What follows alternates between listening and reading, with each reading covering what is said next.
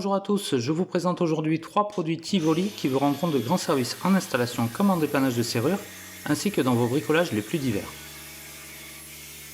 Tout d'abord le disque fin d'1 mm pour disqueuse de 125. C'est un véritable cutter à métaux et si ça me sert au boulot, j'avoue que c'est pas mal pour mes travaux perso, pour respecter parfaitement les angles d'une épure avant soudure par exemple. Tout l'intérêt d'un disque fin est de diminuer la quantité de métal à enlever lors des découpes. Ce qui est peu important sur une machine filaire de 1000 watts devient très utile sur une machine à batterie à la puissance et à l'autonomie limitée. D'ailleurs, pour faciliter certaines ouvertures de portes, on peut facilement couper certaines protections qui seraient plus difficiles à usiner autrement.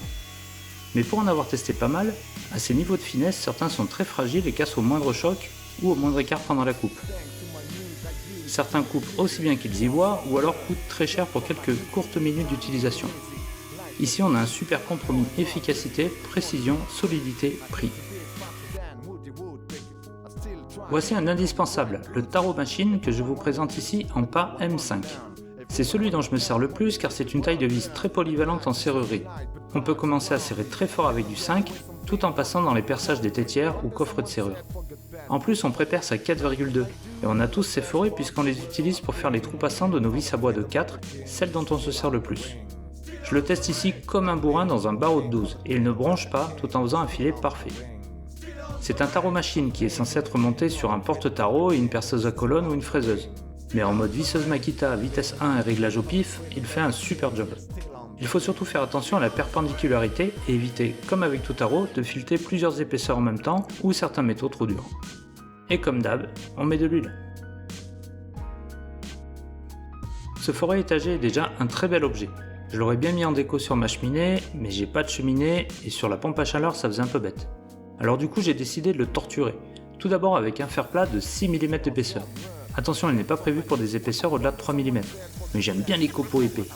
Et là j'ai halluciné car même sans avant-trou, une fois que la pointe de l'outil ressort, il avale le métal comme aucun outil monté sur une telle perceuse ne pourrait le faire. La limite n'est pas l'outil mais la machine, qui prend un couple de fou dans les derniers millimètres. Dans du profilé standard ou de la tôle de 1,5, c'est comme dans du beurre. Après j'essaye sur une platine de 10 dp, et là ça perce, ça fait de jolis copeaux irisés. L'huile de coupe fume, mais à la fin quand même la Makita fait un peu la gueule, quand sans faire exprès je bloque l'outil en même temps le bas de la machine contre l'établi, on le voit pas trop mais j'ai fait fumer l'induit, et ça va, j'ai arrêté à temps et elle a pas de séquelles. Super Forêt donc est vendu dans une boîte rigide et solide, comme seul Tivoli sait le faire.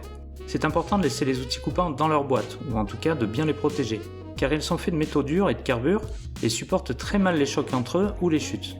Donc dire qu'une fraise est pourrie car elle est cassée, alors que juste avant on l'avait fait tomber sur du grès cérame, c'est injuste. Personnellement, autant je prends moyennement soin de mes machines, autant de mes outils coupants oui. Si vous êtes intéressé, vous retrouverez ces matériels chez certains de vos quincailliers pro, et surtout Cogé Ferme qui distribue presque tous les produits de la marque que j'ai pu vous présenter dans ces 3 vidéos. Alors si ça vous a plu, likez, partagez, commentez et à bientôt!